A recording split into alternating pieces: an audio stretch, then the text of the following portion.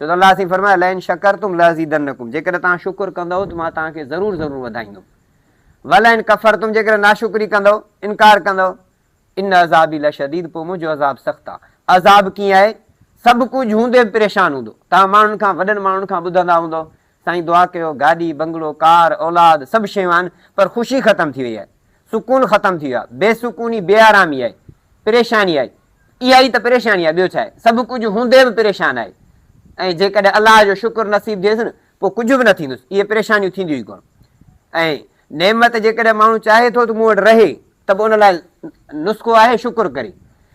नेमतूं आहिनि टहंदड़ जानवर वांगुरु।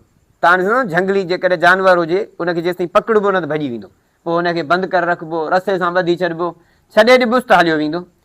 नेमतूं बि ईअं ई आहिनि, जेकॾहिं शुक्र कबो त रहंदियूं। हाणे सोचे थो मूं वटि इहा गाॾी बि रहे, मुंहिंजो घर बि रहे, मुंहिंजी इज़त बि रहे, त पोइ अलाह जो शुक्र कंदो रहे। नाशुक्री कंदो त इहे शयूं हथां वेंदसि सॼियूं। जीअं माण्हुनि वटि ज़हन ठहियो आहे, कुझु बि कोन्हे, कुझु बि कोन्हे, त पोइ इहो पोइते थींदी वेंदसि, पोइ हर शइ हूंदे बि कान रहंदसि। जेकॾहिं इहे शयूं बरक़रार रखे त पोइ अलाह जो शुक्र कंदो रहे, इहे बि रहंदसि, अॻिते बि अलाह साईं ॾींदुसि। शुक्र जो ॿियो तरीक़ो आहे त अलाह साईं जेके नेमतूं ॾिनियूं इस्तेमालु बि करे।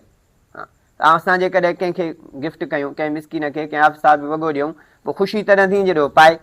कारी साहिब खे घड़ी ॾियूं, ख़ुशी तॾहिं थींदी जॾहिं पाए। न पाईंदो, अॻिते वरी ॿिए हंधि ॾेई छॾींदो, त पोइ मिलंदो त मयार ॾिबसि, साईं असां तोखे ॾिनी चपल, तूं पा त असांखे ख़ुशी थिए पई, तूं अॻिते कीअं विराए छॾी।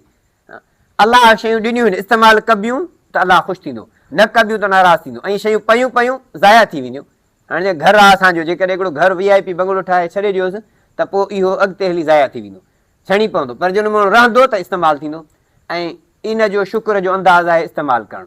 जेकॾहिं तव्हां कंहिं भाइटे भाणे खे का मोबाइल वठी ॾियो, हफ़्ते ॿिनि खां पोइ ॾिसोसि त पोइ हुन में स्क्रेच बची आहे, शीशो भॼी पियो हुजे, त निभागो आहे भेण, हिनखे शइ संभालण ई नथी अचे। पर जेकॾहिं ॿिए हिकिड़े खे वठी ॾियो, फस्ट क्लास 6 मिंट खां पोइ ॾिसोसि त बि वॾी कंडीशन हुजे, ॾाढो भलो माण्हू आहे, हिनखे शइ संभालणु अचे थी। तंहिंजे करे शइ जी संभाल उन तरीक़े सां कजे। ऐं जेकॾहिं अलाह ॾिनो आहे त पोइ अहिड़ो न त हूंदेसि हूंदे बि यतीमनी मिसकिननि वांगुरु नज़र अचे, दिलि चए त हिनखे 50 रुपया ॾेई छॾिजे, करोड़पति फ़क़ीर हुजे, इहा बि अलाह साईं जी नाशुक्री चइबी। हिकिड़ो सहाबी आहे रसूलुल्लाह सल्लल्लाहु अलैहि वसल्लम वटि, पोइ उन जो कपिड़ा मेरा हुजनिसि, वार ईअं ई सिधा न हुजनिसि, हुज़ूर फरमाइसि कुझु माल अथई? चई अल्हम्दुलिल्लाह, ॿकरियूं आहिनि, उठ आहिनि, बाग़ आहे। चई पोइ वञी पंहिंजी हालत बदिलाइजे।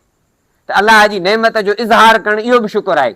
कॾहिं तव्हां ते कंहिं महिरबानी कई, अहसान कयो, तव्हां हुनजो जॾहिं जज़ाकल्ला चयो, जामे तिरमिज़ी जी हदीस आहे, रसूलुल्लाह फरमाया तव्हां ते महिरबानी कंदड़ शख़्स खे जज़ाकल्ला चयो, उनजो बदिलो बि ॾेई छॾियो, पैसा बि ख़र्च न थिया, अहसान बि लही वियो, पैसा बि ख़र्च न थिया।